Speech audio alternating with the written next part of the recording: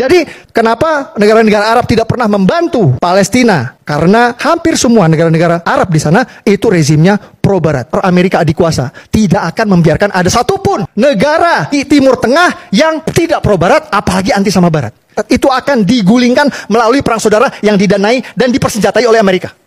Pernah dengar yang namanya Muammar Gaddafi? Muammar Gaddafi itu presiden Libya, itu digulingkan melalui perang saudara yang CIA terang-terangan mengakui mendanai dan mempersenjatai perang saudara di Libya. Namanya Bashar al-Assad. Bashar al-Assad itu presiden Suriah, itu juga digulingkan melalui perang saudara yang Presiden Obama waktu itu terang-terangan mengakui memperdanai dan mempersenjatai pemberontak di sana.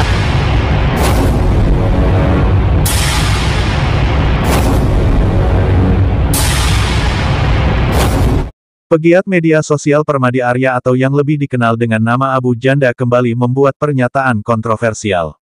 Dalam program televisi rakyat bersuara episode, Iran diserbu AS Israel, Dunia di Ambang Perang, Selasa tanggal 24 Juni tahun 2025 lalu, Abu Janda menilai bahwa serangan Amerika Serikat terhadap Iran tidak lepas dari motif ekonomi dan kepentingan industri militer. Abu Janda menjelaskan bahwa setelah Kekaisaran Ottoman kalah dalam Perang Dunia I, wilayah Timur Tengah dikuasai oleh Inggris dan Prancis. Kedua negara kolonial tersebut kemudian membentuk negara-negara baru di kawasan itu, yang menurut Abu Janda sebagian besar kini dipimpin oleh rezim pro-Barat. Kenapa negara-negara Arab tidak pernah membantu Palestina? Karena hampir semua rezim di sana pro-Amerika. Tidak akan dibiarkan ada satupun negara di Timur Tengah yang anti-Barat. Kalau ada, akan digulingkan lewat perang saudara yang didanai dan dipersenjatai oleh Amerika, lanjutnya.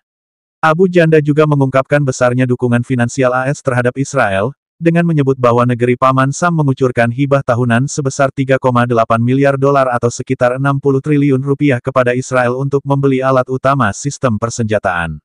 Semua ini berawal dari Perang Dunia Pertama. Sebelum Perang Dunia Pertama itu belum ada negara-negara yang kita ketahui sekarang kayak Iran, Israel, Saudi, Kuwait, Qatar, itu belum ada. Dulu sebelum Perang Dunia Pertama itu cuma ada satu negara, adik-adik. Itu namanya negara Ottoman Turki. Jadi seluruh wilayah Timur Tengah itu cuma satu negara di situ.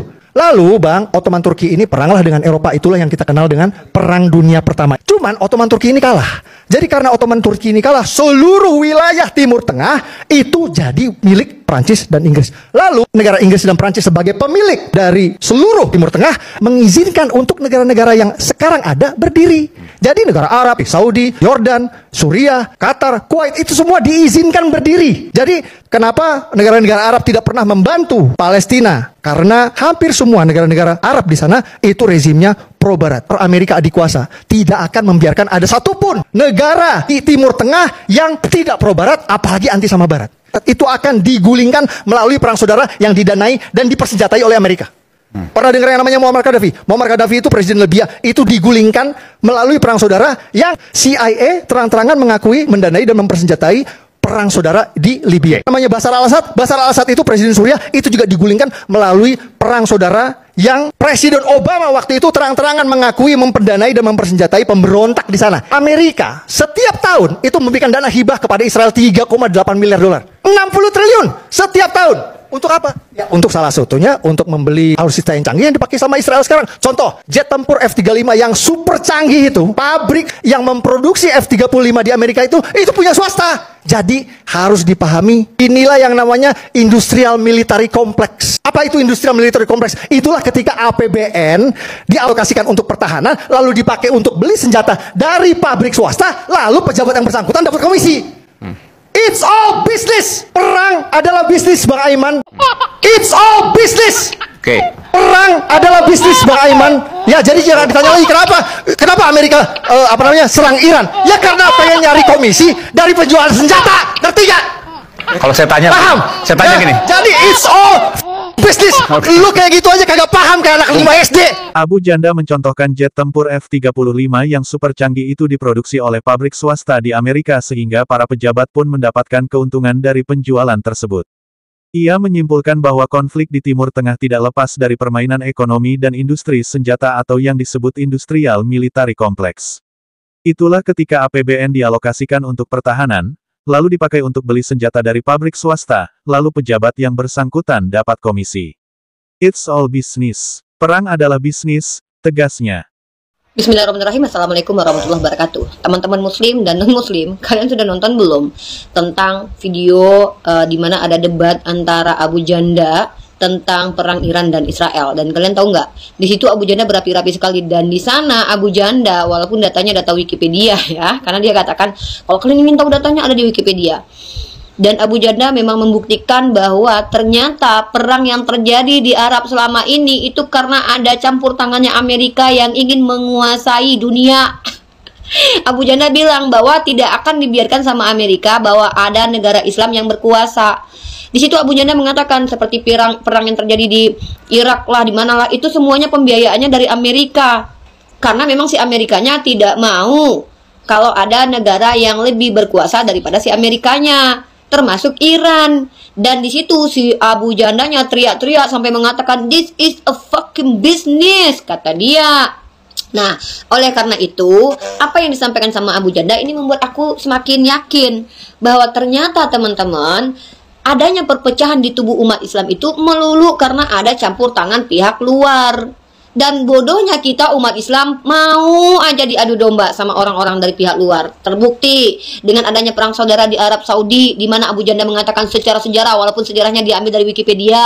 Terbukti, kata Abu Janda nih, Abu Janda yang bilang nih, bahwa ternyata orang-orang Arab yang diizinkan berdiri oleh Eropa dan orang Barat itu, ya orang-orang Arab nih, negara-negara Arab nih, atau rezim-rezim Arab, itu diizinkan berdiri supaya mereka itu tidak berani melawan Eropa atau melawan Barat, termasuk si Amerika ini. Nah, kalau orang lain membahas tentang bagaimana si Abu Janda melawan Ustadz Felix Sial secara pribadi, ataupun seolah-olah terlihat membela Iran kah atau siapalah, bahkan di statementnya Abu Janda bilang Palestina itu bukan milik Yahudi ataupun orang Palestina, tetapi miliknya orang Turki. Ada statement-statement begitu tuh.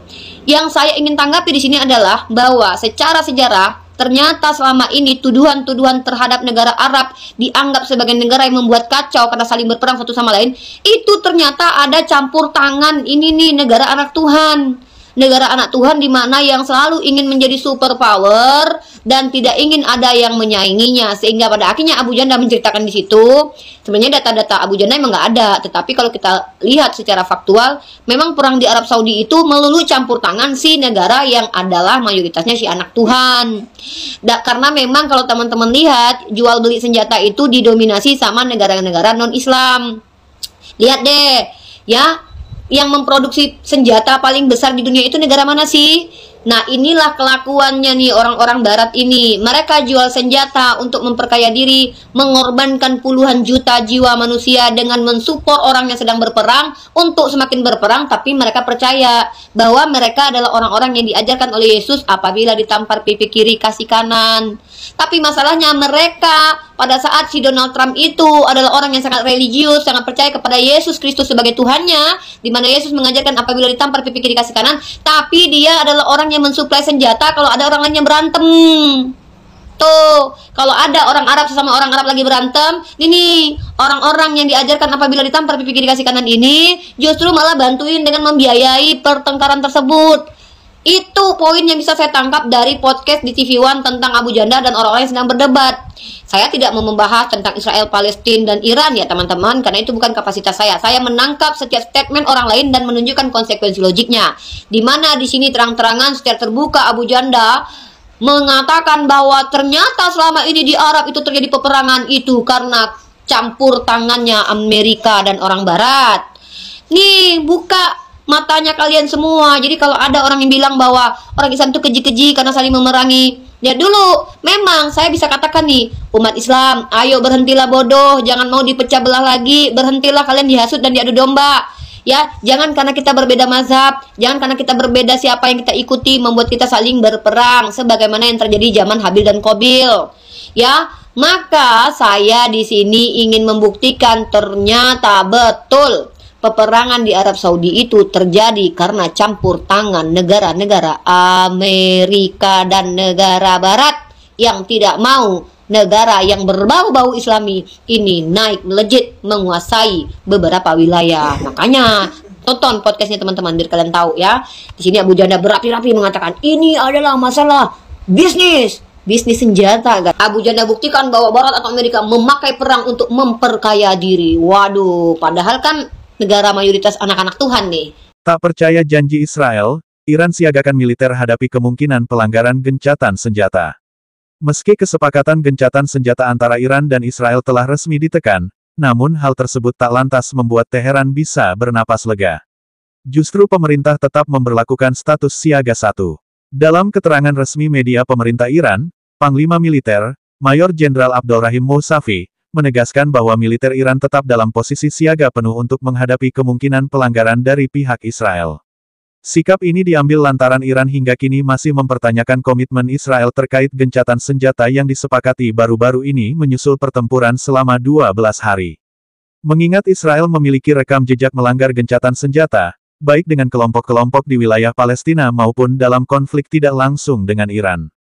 Oleh karena itu, Iran menolak untuk bersikap lengah atau sepenuhnya mempercayai bahwa Israel akan menepati kesepakatan kali ini. Militer Iran menganggap bahwa kondisi damai saat ini bisa sewaktu-waktu berubah jika Israel melakukan pelanggaran serius. Alasan tersebut yang kemudian mendorong mereka untuk tetap siaga guna merespons secara cepat bila konflik kembali pecah. Musuh tidak bisa dipercaya sepenuhnya. Kami meragukan itikat mereka dalam menghormati gencatan senjata, ujar Mousavi. Dilansir dari The Times of Israel, Senin, tanggal 30 Juni tahun 2025.